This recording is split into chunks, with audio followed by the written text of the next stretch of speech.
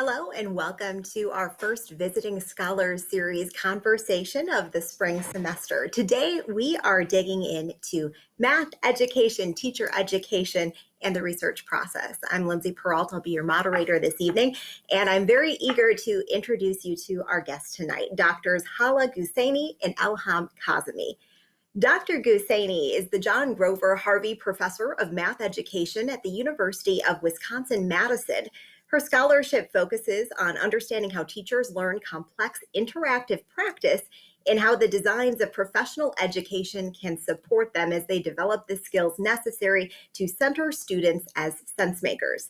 Dr. Kazemi is the Geda and Phil Condit Professor in Mathematics Education at the University of Washington. Her research centers on developing strong professional learning communities in schools serving students from racially, linguistically, and culturally diverse communities. She aims to build joyful classroom communities where children feel they are seen and heard. Now, before we begin, a quick word about the Visiting Scholars Program itself. This is a collaborative endeavor between Purdue Honors College and other campus organizations and colleges to bring thought leaders, creative visionaries, and those at the forefront of their fields to campus to engage with our students and our community members. So we would like to offer a hearty thank you to the College of Education for making tonight possible. Now, without further ado, welcome Dr. Ghousseini and Dr. Kazemi. We are so glad to have you here. Thank you. Thanks for having us. So we have a lot to get to. As we begin to dive in, I do want to remind everyone this is an interactive session. So if you have questions for our guests, please let us know as we begin. So we want to start with a question we plan to ask all of our visitors because this will be a way to kind of link the sessions together.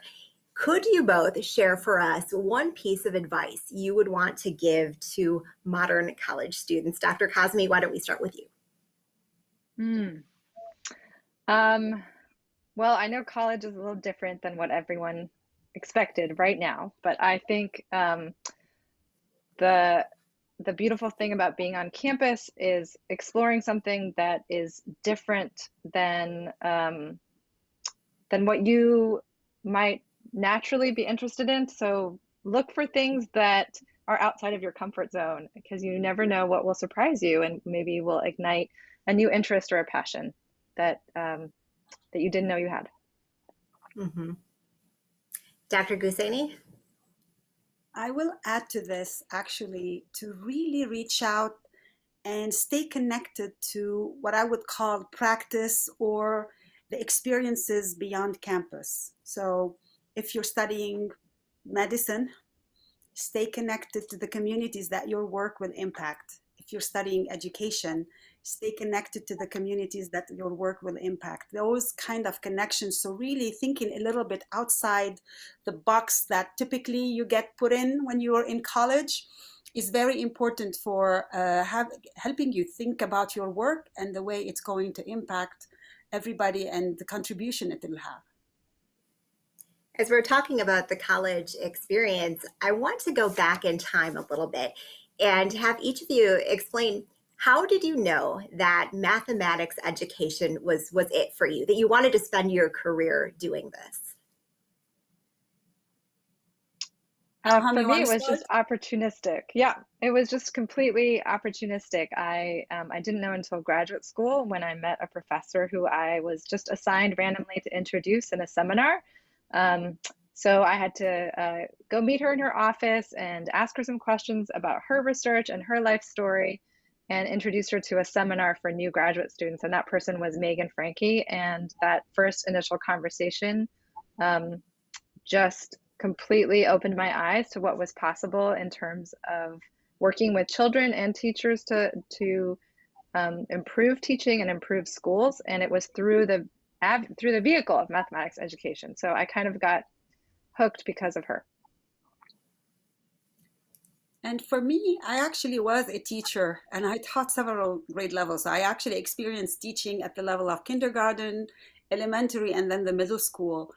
And in my experience, I really noticed across the range of grade levels how math was a big, like people talk about it often as a gatekeeper. And I would call it, math was keeping people from believing in the things they can do. There was a lot of anxiety about mathematics, a lot of beliefs about mathematics that were not very productive.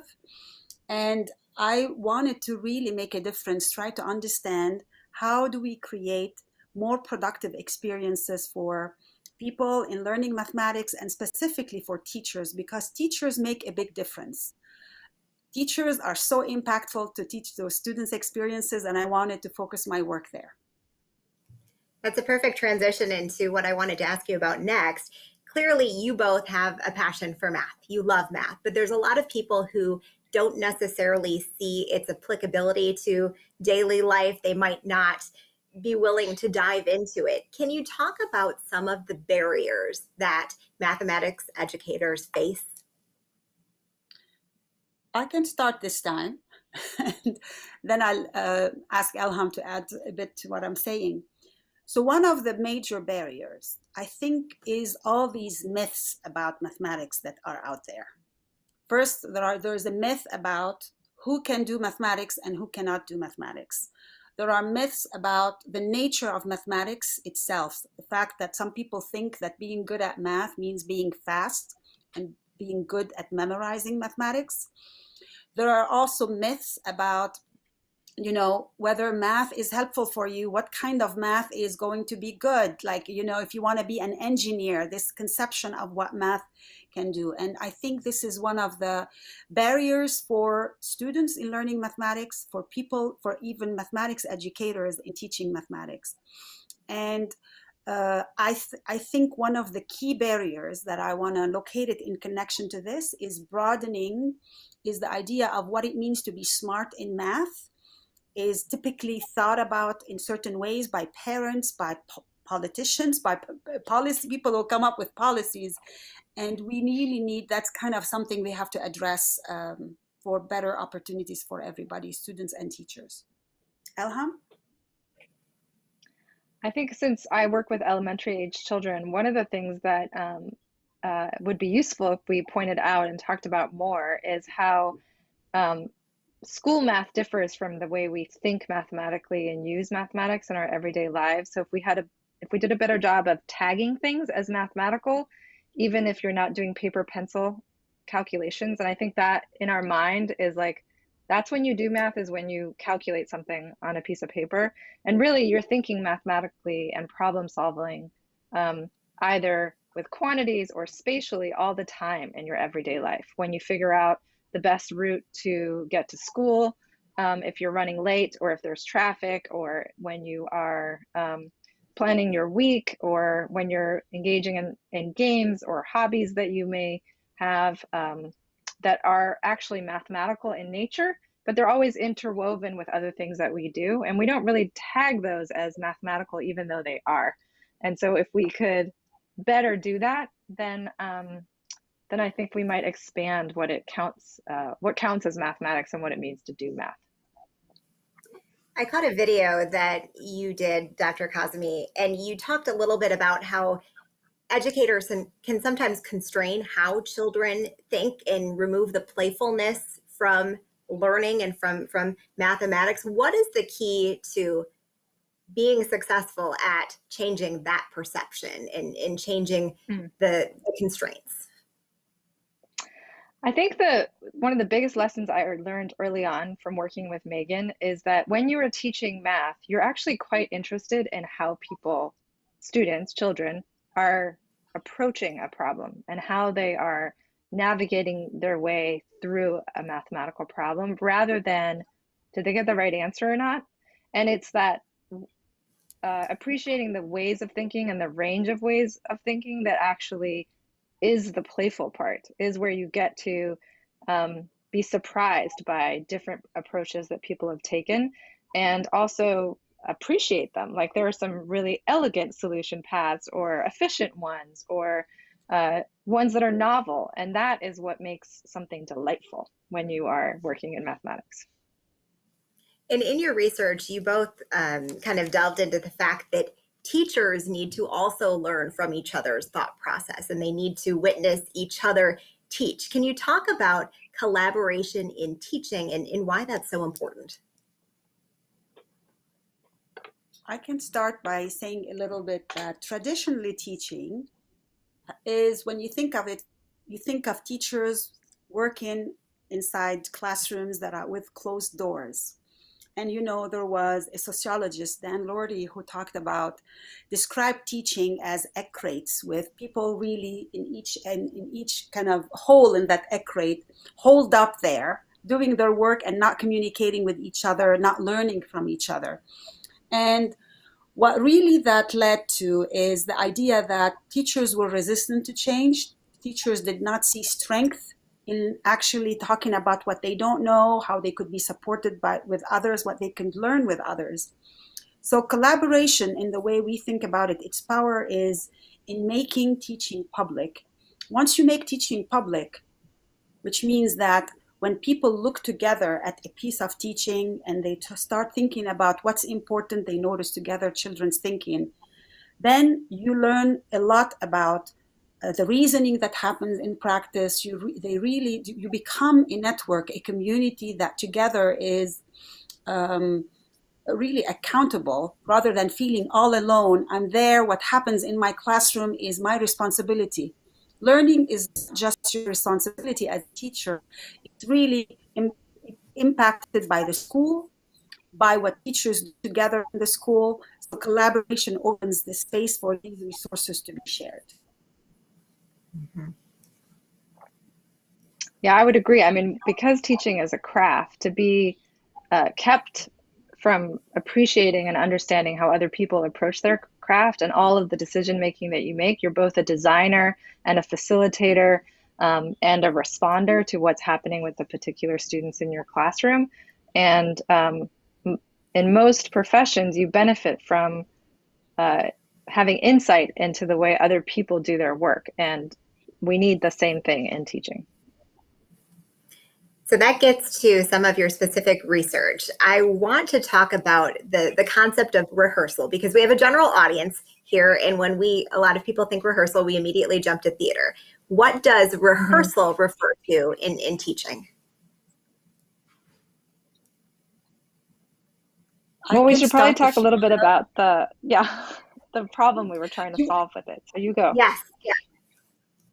Why don't you start actually with the problem and then I can add. Go ahead. Yeah. So a lot of people probably have had this experience that if you go to a class and you learn something new, you get a bunch of new ideas and they're exciting to you. Maybe you go to a conference or you're at a seminar or any class that you take, right? If it does its job well, you should be filled with curiosities and things you want to try out. But often there isn't a mechanism to work on those ideas, because an idea in your head still has to be like translated into practice. And it's in the translation into practice that you run into new problems that you hadn't anticipated, that you also have to solve. And sometimes if you run into problems that are hard to solve, you may give up and you'll say things like, oh, well, that's not going to work. And then you move on to something else. And you really haven't had the opportunity to process it and put those ideas into practice well. And so Hala can kind of explain our version of rehearsal as a response to that problem. So one of the things I want to connect with as I'm elaborating on Elham's idea is when when you said it's related to theater, it's actually, we have been inspired by what happens in theater. And, especially improvisational theater, where there is a lot of in the moment thinking, in the moment, especially practicing and deliberately practicing what you're going to do and how you're going to really convey the message you're doing.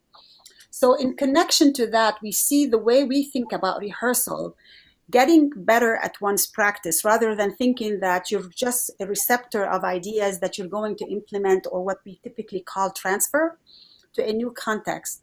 This idea of teaching or learning to teach, what is entailed in it is a lot of learning, continual learning, because teaching in and of itself is not something that you can figure out what you're going to do in advance. And it's about relationships with students, it's about relationships with communities, and a relationship with the content itself.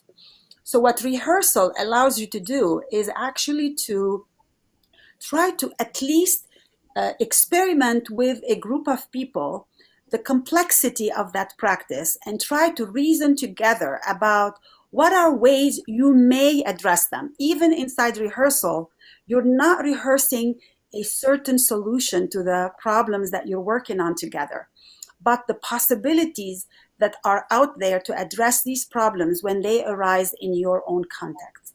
So rehearsal in that respect is when we connect it to the theater, you know, in the improv theater, often there is this routine that they call yes and, where someone says something and then you say, yes, you acknowledge it, but then you say and you add something to it.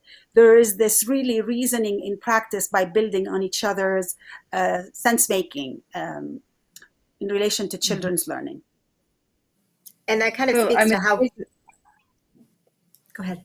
Sorry, I was just going to say that, so a rehearsal is when a group of teachers have designed something and they practice it with each other before they practice it with kids. And as they're practicing, they're imagining what children might do and finding themselves, because it's a rehearsal, the luxury of stopping and saying, wait, so what if someone does say that? What should we do next? Or would this question be productive if we ask this next? Or, you know, does it work if someone says that and then, you know, I represent the work like this on the board? So you're kind of trying to rehearse what might happen, knowing that, of course, with real students, it's going to go differently, but it starts to surface your judgment together so that you can be prepared in some ways for what will actually happen with students, and can kind of test your anticipated ideas with what will really happen with students. So it's a play space for you to kind of think through your ideas. Now, do you envision... I was just going to say, there, as Elham is saying, a lot of pauses in rehearsal so that you really reason together. And so my next question for you is, rehearsal, is that most valuable when coupled with the strong clinical experiences in classroom? How do you stack rehearsal with those other experiences that future aspiring educators go through?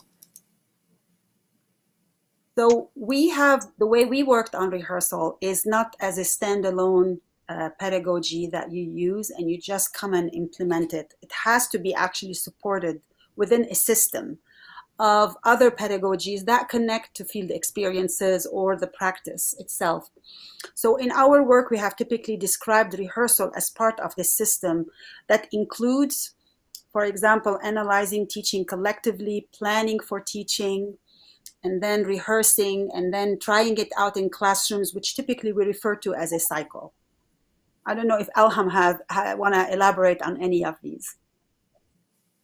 Yeah, I mean, to your point, I think it is connected to these other kinds of clinical experiences, because rehearsals gives you an opportunity to make your practice public, reason together, but then you actually do want to try those ideas out with real children. So you don't want to stop at rehearsal. And often in our methods classes, we are partnering with a classroom where we can get to know kids and design instruction with particular kids in mind, and also build the kind of cultural norms that you need to have a good learning environment, and build relationships with kids so that the content that you're teaching meets their needs and you can see how they respond. So it is just one part of a larger system, as Hala was saying. So it's not a thing to do by itself, just as an exercise. And we should point out is to say that as a system, you bring things from your experiences outside rehearsal back into rehearsal. Okay. And you guys have been investigating the aspect of rehearsal for quite a while, 5 years. Can you talk to us a little bit about what you uncovered in that research and in that time?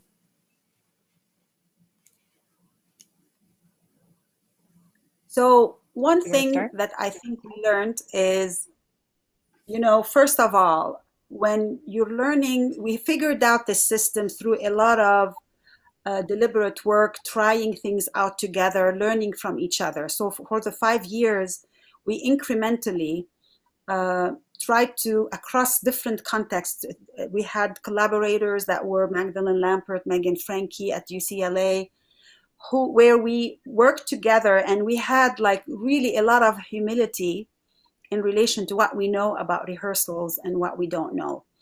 And we used our collaboration to test ideas together, to open up our practice and ask questions and try to really revisit over the years what we think we know about supporting novice teachers through rehearsals or through this cycle that rehearsals is embedded in. So some of the things we've studied is like, well, during rehearsals, what kinds of things get worked on, and then what kinds of things get worked on in the actual enactments with children, and what are rehearsals good for? So you can practice certain things in rehearsal that are well suited to that, but other things rehearsals aren't as good for, because you have to practice it with actual students and not, you know, people playing the role of students. And that has to do with some things that are more readily suitable for that. So for example, you can think about good initial questions to invite people into a conversation. You can practice ways of trying to track the conversation and what that looks like and how you might use that representation. You can anticipate ideas that and you can explore the logic behind ideas that you might not anticipate and kind of think about where to go. So if something is partially correct or is a partial idea, how do you build on it? But then the actual enactment with kids is where you explore some of the more nuanced parts of questioning, because you have to see what students actually do, and that rehearsal is not as good for. And then we've also, I think, learned that you actually have to engage in this practice multiple times. It's not like you could just rehearse once, and just like anything that you learn, just because you've had one chance at practice doesn't mean you've internalized it or that you identify with it. So the work that you have to do to really identify with being a certain kind of teacher needs much longer engagement than just like, oh, we'll practice it once and then, you know, you've kind of got it. That's a pretty naive view of learning, I think. For those in our audience who are outside the education field, we often might think of teachers as just pushing information at students. In your answers, you're really getting at the fact that you need to not only know the material, you need to understand how children think. Can you explain the complexities of teaching and how much more nuanced it is than some people outside the profession might think? In a little nugget, how can we do that? Yeah, that's a good question. That's a really great question. And as you said, I think maybe, you know, you asked us previously, what are some of the barriers? And actually one of the big barriers is that anybody can teach. You know, it's so untrue. Teaching requires a lot of professional knowledge. And one of the an aspect of the professional knowledge is what you were referring to in relation to building on children's thinking, and really not thinking of mathematics as just one way, as an already pre-specified set of ideas that you're going to work on. So besides really building on children's thinking, because we know that's the best way children will learn, is to connect things to what they already know, to connect things also to their own experiences. So there is this idea of trying to leverage this knowledge from children and also trying to listen, to notice, and to figure out how you're going to further it without doing the thinking yourself, without really taking over the learning for the student. And that piece is not trivial. It requires a lot of attention, a lot of really practice over time, training. And we work a lot with our teachers on this to really be good at noticing children's thinking, and especially broadening a little bit what they think mathematics is, so that it relates to children's experiences and their cultures. Mm-hmm. I can think of like one example. Recently, I was listening to a talk by Deborah Ball, and she was working on what looked like a very simple problem of placing a fraction on a number line. But um, if you haven't studied children's thinking, you wouldn't really appreciate why that problem was such a beautiful problem, because it anticipated the range of possible solutions that kids might give that would give you insight in how they thought about fractions as actual numbers versus fractions that only occur between 0 and 1, for example. And there was layer upon layer of things that could be built into this problem that you could bring out in a discussion. And I think if you didn't study children's thinking and didn't appreciate the complexities of ideas that children would bring to the problem, you would just see it as a problem that is a no-brainer, and like you'll pose it to kids and they'll get the answer and you move on. But I think that is like maybe one little nugget I can provide as an entry point into why it's fun and also why it's complex. Yeah, very, very helpful to give us that perspective. We did a kind of deep dive and jumped right into the rehearsal research that you've done, but can both of you talk to us a little bit about your research trajectory and focus, what you've done individually? Dr. Ghousseini, why don't we start with you? So one aspect of my work is related to what I can refer to learning in the context of one's work. So as Elham gave an example earlier, often we think that, we learn something in an institution, in a course, and we bring it to the context, we transfer it, and we try to apply it. But there is a lot of learning that one can do while they're doing what they're doing. And that's beyond education in anybody's work. And so this kind of learning, I focus on it, and I try to understand what it means to learn in someone's practice and for someone's practice, and how the elements of the context support that learning. And that's what I mean by how, for example, the context itself, the collaboration that happens in a school, the way a course is designed also support what one can do in that particular context. So one of the things that I work on, for example, is I try to see when teachers create resources or produce particular representations, how those representations say something about teacher sense making or support teachers in their sense making. In scholarly work, we call this an aspect of distributed cognition, that cognition is not just in your head. Cognition is distributed in a particular context through the resources, other people in the context. So all of this complexity of the work is something that I work on. And the trajectory of my work has been I started with focusing a lot on pre-service teacher education with rehearsals and collaborating with other teacher educators. And I moved to thinking about this work with practicing teachers, and this is the work that I do with Elham. But I also have an aspect of my work that deals with how surgeons are engaged in ongoing learning. So I have partnerships with the Department of Surgery at the University of Wisconsin, where we talk about surgical coaching and how those activities promote continuous learning for surgeons. So that's the trajectory of my focus on learning in one's context. Mm-hmm. That's cool.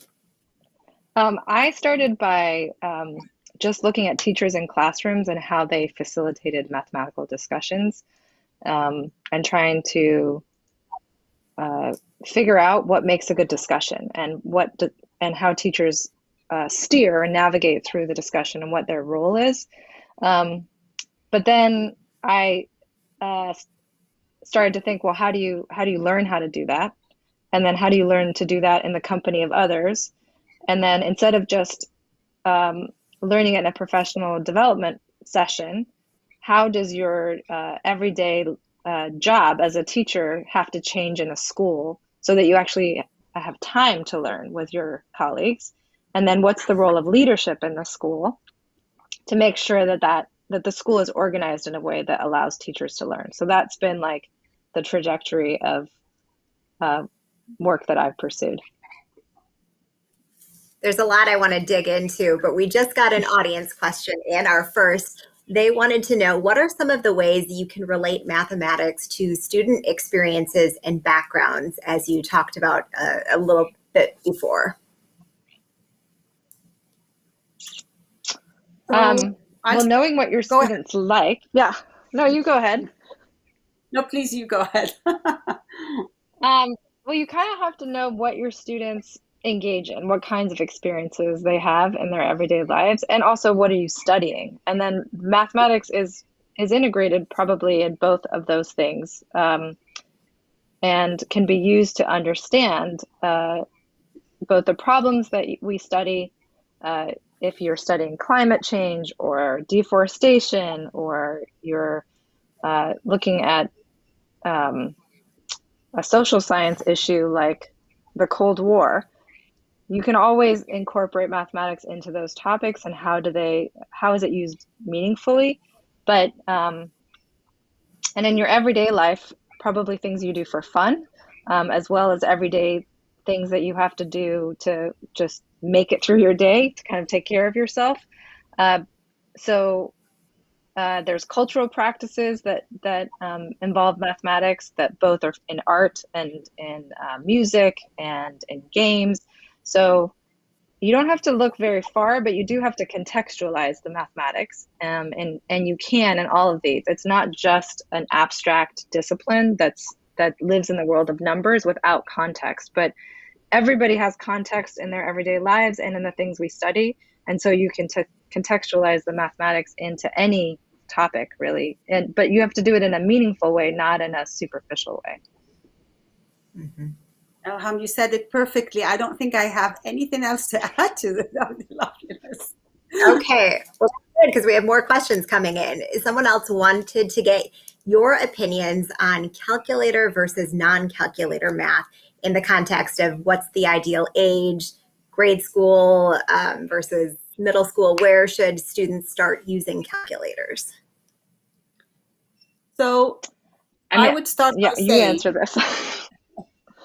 that it depends on what you really want the learner to be doing. So if the focus is just to calculate, and that's your goal in really thinking that students need to be proficient at doing calculations, then one's argument could be that probably the calculator is not going to, because it's kind of doing the thinking for the student.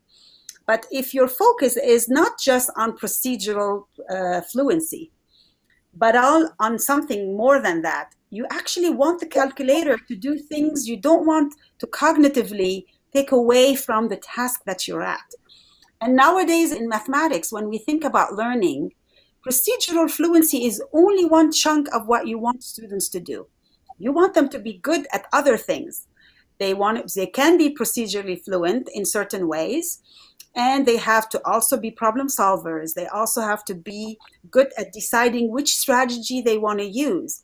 So the idea of the calculator, I don't think that one should say calculators are good or calculators are bad, but really to think about what is the task that students are doing and how essential is for them to be doing calculations or not. Elham, do you have anything to add to this? Yeah, I mean, if they're a replacement for you to learn something, then that's probably not very useful. But they're a tool, and you can know how it works and use it. I think there's often in public discourse, like when the calculators come into play, the issues aren't really substantively engaged, so it becomes like use them or not use them. There's no nuance there, and of course there's nuance in learning. So we had another question.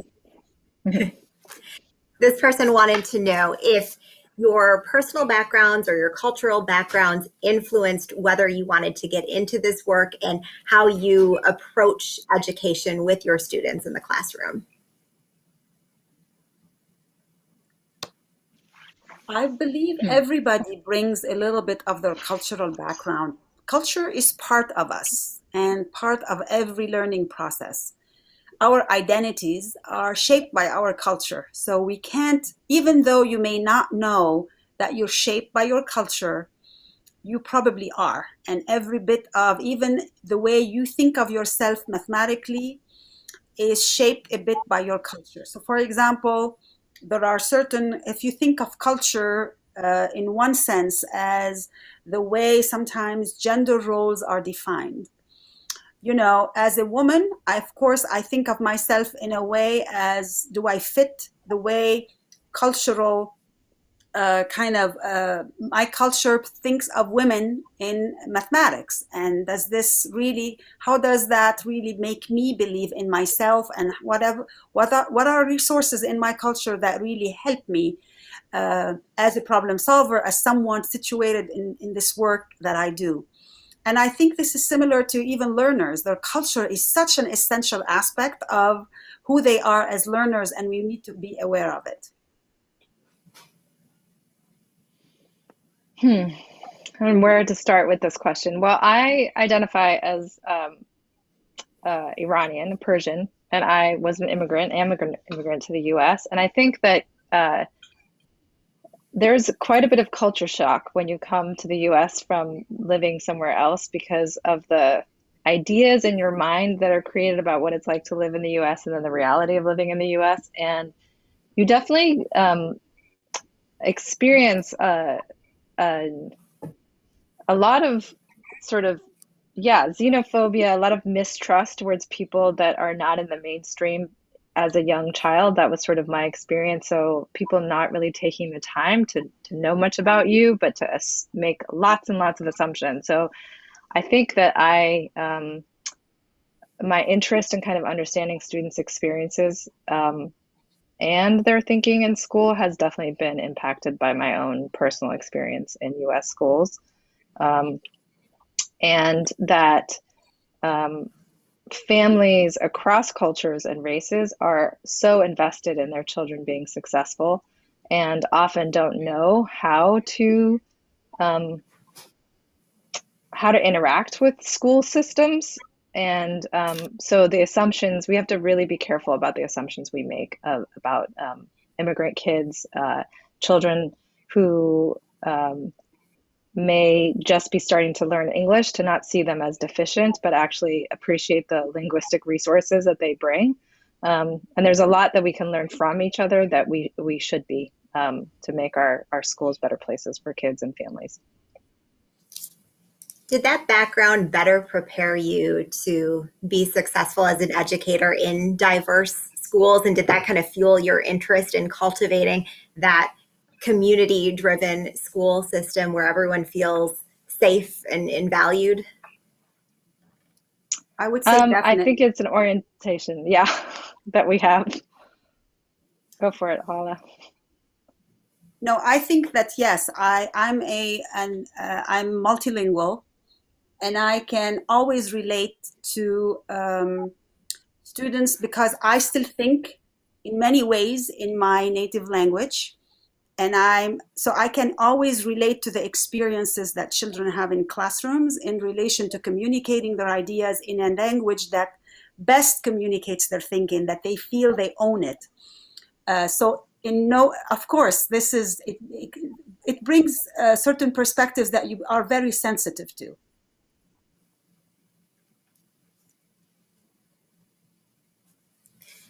So next question from our audience is, what do you tell students who say that math is useless, especially upper level math, for instance, something like calculus?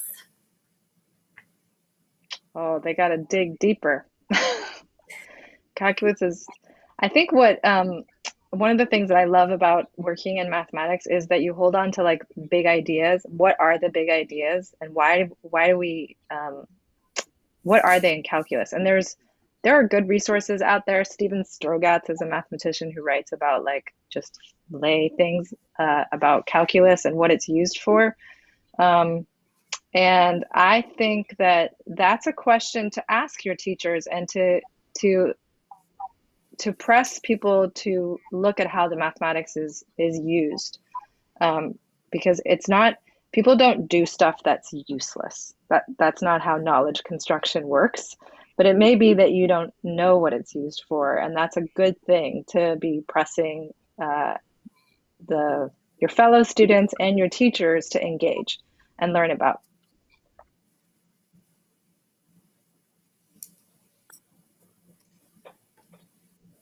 Anything you'd like to add? Yeah, and I would say I agree with Elham, and I think that sadly, although there's a lot of research that happened already about how we could really engage students in meaningful mathematics to them, a lot of the practices in many schools are still the same because, again, it comes to an issue of supporting teachers so that they can really help students see these connections. And again, it's the question of always thinking beyond the application of procedures, trying to connect the content to life, to experiences. There's a lot of math connections out there and resources that explain the math connections that the students can actually, it shouldn't be just the teacher who's looking for them. Students can be very smart at researching and finding certain mathematical connections. Mm-hmm. One of the things Purdue tries to encourage students to do is to get an early start in research as undergraduates. And in the Honors College, our students complete a scholarly project that has them doing research. So I was curious if you guys could talk a little bit about how you take big ideas, general ideas, and boil them down into specific research questions and research work. So I'll start, Elham. Do you want to start? I'm okay either way. You go. Today it's kind of like we have to manage. There are two people that you're interviewing here. So I'll give a piece to get us started, is that if you're interested in a topic or an issue, you can't think of that issue in isolation of conversations that are already happening around it. Probably someone else has thought about this issue. So the first step, if you're interested in something, is to start reading to see if someone else has talked about this issue, to talk with people about it, to go to places or talk in classrooms to see who else is interested about it. And you start really narrowing down what is it that is still not understood about this topic? What is there to be, what do we know and what we don't know? What seems to be a gap in what we know, so that your contribution, one way research can be effective and be successful is when you have an important contribution to make and you're not just replicating something that's already been discussed or already been investigated. So really knowing where to situate yourself in that space where this topic that you're interested in has been talked about and research would be a very important first step to start. From there, you start asking specific questions that are meaningful. Elham, you want to continue with where to go from there? Yeah, that metaphor of a conversation I think is really helpful. It's what Mike Rose helped me understand when I never really understood, well, like, how does this enterprise work? And it's really like a grand conversation that people have been having, and you're just entering it. And so you kind of need to know, what have people been talking about around whatever the issues are? And maybe you want them to consider a new perspective. Maybe you want them to study a facet that hasn't been studied, or to go deeper, or to notice that it varies across populations, or whatever it may be. But knowing and getting into conversation with other people who are studying the same topic is the first step. I'm sure that there's lots of opportunities for undergraduates at Purdue to get involved in research, and I definitely encourage people to try to do that.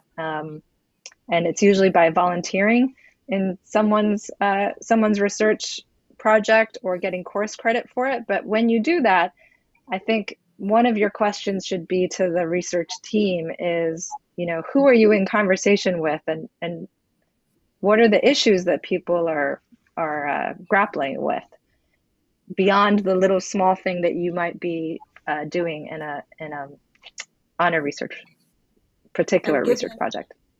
Yeah, and given what other people have already done in this research, about this research, how did you know, like asking those researchers, how did you know to focus on this? How did you know that this is important to focus on? Do you have any advice for students on formulating research questions? How do they get a research question that will be successful and measurable? Well, usually your research questions actually change from the beginning to the end of your project, but it's usually by being in a good community that will give you good feedback. That's what we do for each other. Is we don't work like Hala said in isolation, like an egg crate. We are actually part of teams of people. So you don't, in some ways, the pressure's off. You don't have to just come up with great ideas on your own. You get to do it with other people. Mm-hmm. You know, also, Lindsay, you started the interview today by asking us what advice do we give college students. I'm going to connect my response to the last question to that, is that seek conversations. Don't sit in isolation and think that you alone are doing. You are part of a community of researchers, of other people who are thinking about important questions. And no matter what your background is, and I'm really connecting this to even people who are coming from non-dominant groups of people who go to college typically. Seek out really connections and resources and go ask questions. There are many people who are willing to read something you wrote and you want to take it to a research study. If you have questions, go knock on a professor's door or get an appointment and talk about these ideas with them. This is really a very good thing you could do during college to get yourself, if you're interested in research, on a trajectory that will support you in figuring out what is important to study and how you could go about doing it. Absolutely. We just got another question in. This person wants to know, would you agree that part of the reason students hate math is because of the way it's tested in exams at educational institutions? A lot of times math exams seem to be built as races against the clock. Yes. Yes. Short answer, I would agree. There's too much emphasis on speed. And our testing practices, yeah. I've been in too many classrooms that it breaks your heart to see, you know, they start with a quick, like, quiz testing, really racing against the clock. Who can finish these problems? Who can finish those procedures? And those are detrimental for students' beliefs about math, beliefs about themselves as mathematicians, mathematical problem solvers. So absolutely. Given your research work, the both of you, we're curious how you would characterize your own collegiate educational experiences as aspiring teachers. Did you feel adequately prepared? Would you have changed something if you could go back in time? Well, let me tell you that both of us, at least I speak about myself, I'm someone who's interested in teacher learning. And I also focus on classroom discussions and how they can be productive of teachers. But as a teacher, I wasn't the perfect teacher that I came to this just because I was an expert or I was great at my teaching. I also come with a lot of, I think both Elham and I speak about our experiences with a lot of humility that kind of, you know, we wanted to know more about what learning mathematics can be and how can it be improved. And I think starting from a place where you want to learn more helps in moving you forward in these directions in terms of what might I need to learn in order to address this issue that seems to be very impactful on people's experiences in mathematics. Elham? Well, I earned my teaching certificate as an undergraduate in a very small program. I went to Duke University, a little shout out to the Blue Devils, and Jan Rigsby, who still heads the program there, actually. It was an intimate, small program, and I think we got good mentorship. But one of the things that teacher education sort of needs to do more of is that it's a very short duration and you really just get started. And what we need is the structures that support people to continue to learn together, because if we're talking about all this complexity and there's so much to learn, you can't learn it all in a matter of a year or two. And you have to constantly be learning. So I think it's the way that we organize teachers in school, sort of where my research has taken me over 20 years, that I think is important, that schools in partnership with universities and schools within districts, how it is that teachers' time is structured to meaningfully and authentically learn together from and with their students. That brings us to professional development. A lot of times people can complain about it. It gets a bad rap. What do you see as being a way to make that time more valuable? What would you like to see happen within school leadership? I can start, and I know Elham probably would have also a lot to add to. First of all, I think that often you have a model of professional development that is imposed on teachers, where it doesn't really respond to what teachers find important, what they identify as spaces for them where they want to learn more. This kind of professional development that is outside teachers' practice, imposed on them, and more also kind of haphazard, learning particular strategies that are not very connected to each other or other things. So what we know as productive professional development is always really responsive to teachers' needs. It builds on their skills. It really allows them to connect it to their practices and bring back experiences. So one of the things we know about successful professional development is that it's continuous, iterative, allowing teachers to take a piece of knowledge, try to think about it, test it in their practice, bring back insights to the professional development. So some of the work we do is to create professional development experiences that are adaptive and responsive to teachers' sense making and learning so that they find it useful.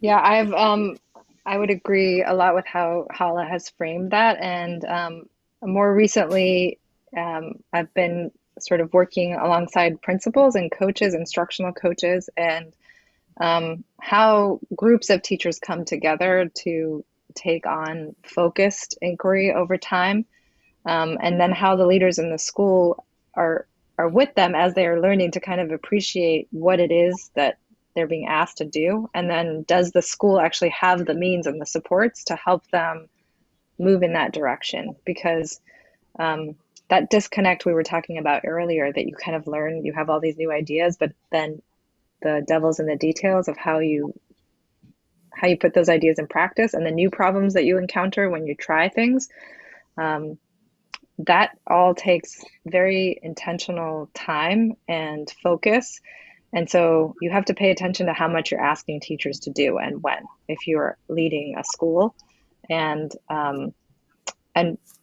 teachers have to have mechanisms to share their insights with one another so that the learning experiences are coherent for kids across the various classes that they go to in a school, so that it's not one teacher does something over here and another teacher does something over here.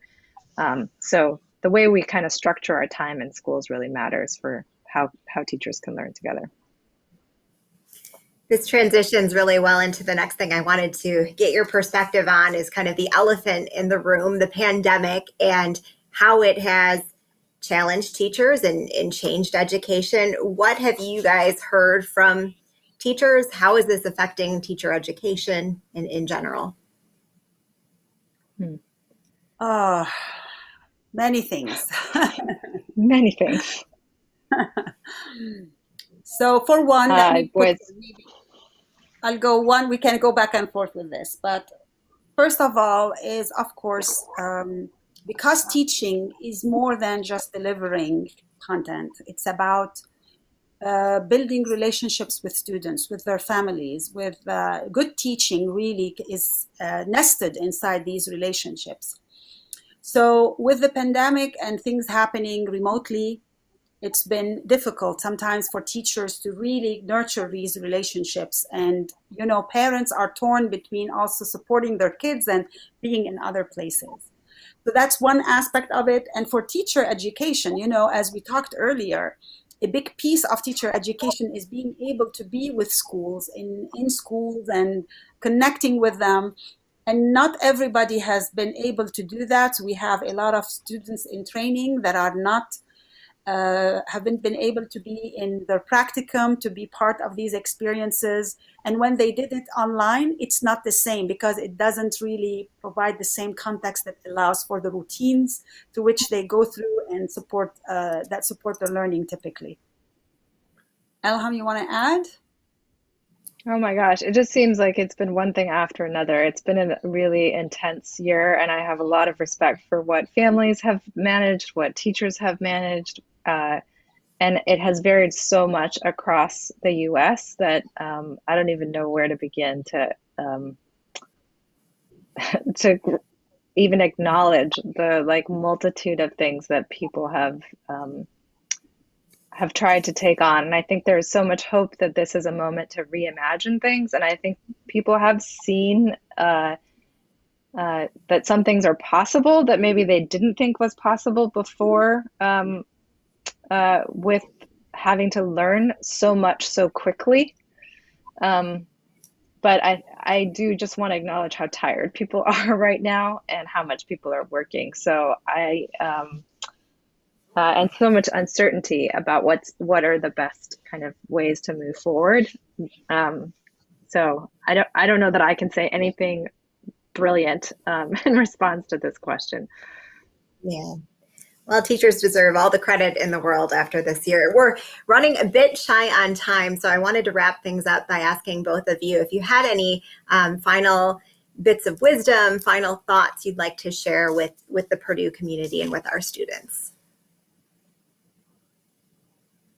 So maybe one final thing is related to me being thankful for this opportunity to visit Purdue virtually. And it only suggests having events like this, suggests how you really, as a group of people at Purdue, and you're nurturing the opportunities for students to connect with others, to think a bit beyond the specifics of what they're doing day-to-day work, because especially nowadays, you could just be stuck into the routines of going from one class to another one. Part of really college is it offers plenty of resources, and really taking advantage of these resources, whether they are human resources in the sense of people there that are can give you insights into opportunities, is wonderful to think about. So bravo and bon courage, as they say. Yeah, I too realize that it can be hard to navigate the,